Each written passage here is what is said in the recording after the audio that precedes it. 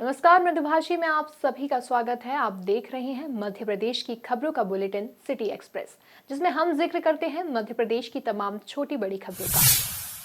Smart city के तहत राजवाड़ा क्षेत्र से हटाई गई 135 दुकानों के व्यापारियों ने गुरुवार को आधे दिन दुकान बंद कर मानव श्रृंखला बनाकर और काले कपड़े पहनकर विरोध जताया। व्यापारियों का कहना है कि राजवाड़ा को आदर्श व्यवसाय क्षेत्र बनाया जाए, जिसके लिए पटरी, फुटपाथ और हाथ ठेला व्यापारियों को यहां से हटाकर अन्य जगह पर वैकल्पिक जगह दी जाए, ताकि वह भी अपने परिवार का पालन पोषण कर सकें। ये मानव श्रृंखला शासन का, प्रशासन का, इंदौर के एडमिनिस्ट्रेशन का ध्यान आकर्षण है, कोई विरोध नहीं है। हम किसी चीज़ के विरोधी नहीं हैं, हम शासन के पक्षधर हैं, शासन की नीतियों के साथ हैं। हम ना हमारे पटरी वाले जो दुकानदार हैं इनके विरोधी नहीं हैं। इनको वैकल्पिक व्यवस्था मिलना चाहिए। जिस तरह सुभाष चौक में जो गुमटियाँ थी, उन गुमटियों को हटाकर पार्किंग बनाया और पार्किंग बना के उनको वैकल्पिक व्यवस्था दी। ये शासन की नीति के तहत है कि जो भी दुकान लगाता है उसको, पटरी वाले को उसकी जगह एक व्यवस्थित जगह दे दी जाए, वैकल्पिक जगह दी जाए और वहाँ बिठा दिया जाए।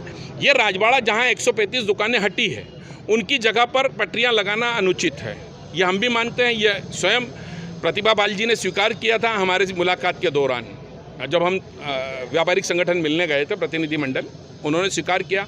20 दिनों तक मुनादी हुई। मुनादी के बाद सख्ती के साथ रिमूल ने काम किया और अचानक 15 अगस्त से फिर से पटरियां लगने लगी। उसका कारण जानना चाहता हूं। 20 लेटर लिखे हैं मैंने, वो कारण आज तक नहीं जान पाया। संवादहीनता प्रशासन के साथ बनने लगी है और प्रशासन हमें इग्नोर करने लगा है। ऐसा कौन सा दबाव है प्रशासन के पास कि जो अतिक्रमण के संरक्षक बनने का हो? हम शहर के विकास की बात करने खड़े हुए हैं। हम निजी स्वार्थ की राजनीति के हमारे मन में नहीं पल रही है। हम इस शहर में राजवाड़ा हमारा आदर्श बने। जैसे 56 दुकान को आप नंबर 1 की बात करते हैं, सराफे की चौपाटी की नंबर की बात करते हैं। इंदौर का राजवाड़ा हर व्यवसाय के लिए, चाहे वो बर्तन बाजार हो, चाहे मारोटिया हो, चाहे बजाज खाना हो, चाहे पुस्तक बाजार हो, या रेडीमेड का बाजार हो, चाहे चूड़ी का बाजार हो, इन सब की शान और आन बान राजवाड़ा है। उस राजवाड़ा के सौंदर्यीकरण में जब शासन की नीति है, उसके अंदर यातायात प्रभाव दबाव को रोकना चाहिए। ये हमारी बात है। सनावत में नगर की सड़कों पर गायों की दुर्दशा और स्थानीय गोपाल गौशाला को लेकर प्रशासन के लापरवाह रवैये से लोग नाराज हैं। गुरुवार को बजरंग दल सड़क पर उतरा और नगर पालिका प्रशासक, एसडीएम और सीएमओ का पुतला दहन किया और जमकर नारेबाजी की। बजरंग दल ने दरअसल गौशाला की सार्वजनिक जमीन पर अतिक्रमण करने का आरोप लगाया। कार्यकर्ताओं की मांग है कि गौशाला के सचिव गोयल को तत्काल प्रभाव से हटाकर गौशाला का प्रबंधन प्रशासन अपने हाथों में ले। बजरंग दल सनावत में गोपाल गौशाला के लिए आंदोलन कर रहा है, ज्ञापन दे रहा है, लगातार दे रहा है। बार बार मतलब वहाँ की स्थिति खराब हो रही है, गौवंश की स्थिति खराब हो रही है। गौवंश वहाँ से बेचा जा रहा है, जो अनैतिक है, बिल्कुल गलत है। दूसरा, व्यवस्थाओं के नाम पर वहाँ कुछ नहीं है, करने के लिए सेवा है वहाँ, क्योंकि गौशाला सेवा करने के लिए होती है। लेकिन कुछ लोगों ने वहाँ व्यवसाय करना शुरू कर दिया है, अपनी निजी संपत्ति समझते हुए। कहीं रिलायंस का टावर लगा रहे हैं, कहीं दुकानों का निर्माण करा रहे हैं। और अभी एक ऐसा ही मामला कांजी हाउस का सामने आया कि प्रशासनिक के 2 लोगों के नाम आ रहे सामने कि इनकी मिली भगत से या इनकी शय पर कुछ लोगों ने उस कांजी हाउस पे पूरी तरीके से अतिक्रमण कर लिया था और शायद रात को ही तत्काल प्रशासन ने उसको हटाया बजरंग दल की चेतावनी के बाद। लेकिन कहने का मतलब ये है कि गौवंश नगर पालिका की जिम्मेदारी होती है कि गौवंश अगर आवारा सड़क पे घूम रहा है या उसका मालिक ने उसको छोड़ दिया है, तो आप ये ज्ञापन के माध्यम से पहले बजरंग दल मांग कर चुका है कि आप उसको व्यवस्थित उसके मालिक को बुला करके रखें, या तो फिर अगर वो नहीं समझ रहा है तो फिर उसका गोवंश को ले जा करके कांजी हाउस में रखें। लेकिन प्रशासनिक लोगों ने क्या किया कि कांजी हाउस को बना दिया, कुछ साठ गांठ करके दे दिया लोगों को, और पशु जो है घूम रहा है, एक्सीडेंट हो रहा है, फिर मृत अवस्था में मिल रहा है पशु, तो कभी दुर्घटना हो रही है। तो जिसको लेकर के बजरंग दल बार बार ज्ञापन आवेदन देते आ रहा है, लेकिन अभी तक प्रशासनिक अधिकारियों को जू नहीं रेंग रही है। हम लोग भी, हमारा भी धैर्य अब जवाब दे रहा है कि अब बजरंग दल को उग्र आंदोलन करना पड़ेगा और फिर सारी स्थिति की जिम्मेदार स्वयं प्रशासन रहेगा। कोरोना महामारी की तीसरी लहर की आहट के बीच चलते राजगढ़ कलेक्टर नीरज कुमार सिंह ने जिला अस्पताल का निरीक्षण किया। गुरुवार को collector Neeraj Kumar Singh, ADM, CMHO सहित अधिकारियों के साथ कलेक्टर ने ऑक्सीजन प्लांट का निरीक्षण किया।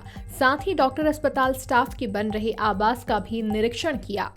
जिला अस्पताल में कोविड की तीसरी लहर को दृष्टिगत रखते हुए जो प्रिपरेशंस की जा रही हैं उसका मुआयना किया गया। इसके अंतर्गत 50 बेड का एक अस्थायी कोविड अस्पताल बनाया जा रहा है, जो कि बैकग्राउंड में आपको दिखाई पड़ रहा है। इसका कंस्ट्रक्शन का प्रोसेस चल रहा है। इसके अलावा एक ऑक्सीजन प्लांट है, वो बन के रेडी हो गया है इंडियन ऑयल की तरफ से, और दूसरा ऑक्सीजन प्लांट जो DRDO और NH की तरफ से आना है, उसमें अभी कंस्ट्रक्शन का काम चल रहा है, जो भी 1 सप्ताह में पूर्ण हो जाना चाहिए।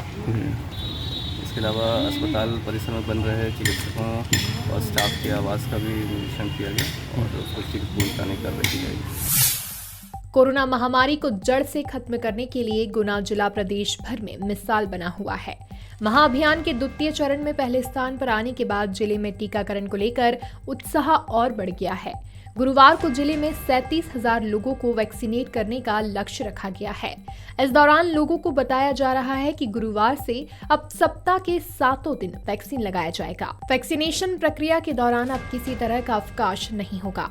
इसकी एक वजह वैक्सीन की पर्याप्त उपलब्धता को भी माना जा रहा है। कोरोना टीकाकरण में और तेजी लाते हुए प्रदेश शासन ने आज से नई व्यवस्था की गई है, जिसके तहत अब जिले में 7 दिन सोमवार से रविवार तक टीकाकरण किया जाएगा। पहले सप्ते में 4 दिन टीकाकरण होता था, 3 दिन छुट्टी रहती थी, जिसमें मंगलवार, शुक्रवार और रविवार को क्लोज रहता था। अब नई व्यवस्था के तहत जिले में सप्ताह के 7 दिन टीकाकरण किया जाएगा। आज जिले में 116 केंद्रों पर 37,000 लक्ष्य के साथ टीकाकरण किया जा रहा है। निश्चित ही अब कोरोना में और टीका लगने में गति आएगी। ये नई व्यवस्था के तहत बगैर कोई पूर्व रजिस्ट्रेशन के टीकाकरण किया जा रहा है। आप सभी जिले वासियों से मेरा आग्रह है कि आप टीकाकरण केंद्र पर आएं और अपना आधार कार्ड और मोबाइल नंबर लेकर आएं और टीका लगवाएं। निश्चित ही आप सभी के सफल प्रयास से कोरोना हारेगा और देश जीतेगा। हम सभी कोरोना के महत्व को समझें। टीका दोनों डोज लगवाने के बाद भी हम सभी मास्क, सैनिटाइजर और एवं सोशल डिस्टेंस का पालन करें। शासकीय मॉडल उमा विद्यालय सारंगपुर की प्राचार्य बबीता मिश्रा का चयन राज्यपाल पुरस्कार के लिए हुआ है, जिसमें मध्य प्रदेश की महामहिम राज्यपाल प्राचार्य बबीता मिश्रा को महिला सशक्तिकरण, लाडो अभियान व पर्यावरण संरक्षण के साथ साथ बाल विवाह जैसी कुरीतियों को दूर करने जैसे विशिष्ट कार्यों के लिए 5 सितंबर यानी शिक्षक दिवस के अवसर पर राज्यपाल उत्कृष्ट शिक्षक पुरस्कार से सम्मानित करेंगे। ये जो राज्य स्तरीय शिक्षक सम्मान जो दिया जा रहा है वो मेरी कड़ी मेहनत और लगन का परिणाम है। इसमें मेरे द्वारा बालिका शिक्षा को बढ़ावा देना और समाज में फैली कुरीतियों को दूर करना, जैसे बाल विवाह, पर्दा प्रथा, दहेज प्रथा। इसके अतिरिक्त ज़िले में कलेक्टर महोदय द्वारा जो भी अभियान चला है, संजीवनी अभियान, लाडो अनुभूति अभियान, कुपोषण मुक्त राजगढ़, पर्यावरण संरक्षण, महिला सशक्तिकरण, इन सब के लिए प्रयास किया। गुणवत्तापूर्ण शिक्षा, नामांकन बढ़ाना और 100% रिजल्ट देना, ये मेरा उद्देश्य है और इसी कार्य को मैं लगातार अपनी लगन और मेहनत से करती चली आ रही हूँ। उसका परिणाम ये राज्य स्तरीय पुरस्कार के रूप में मुझे मिला है।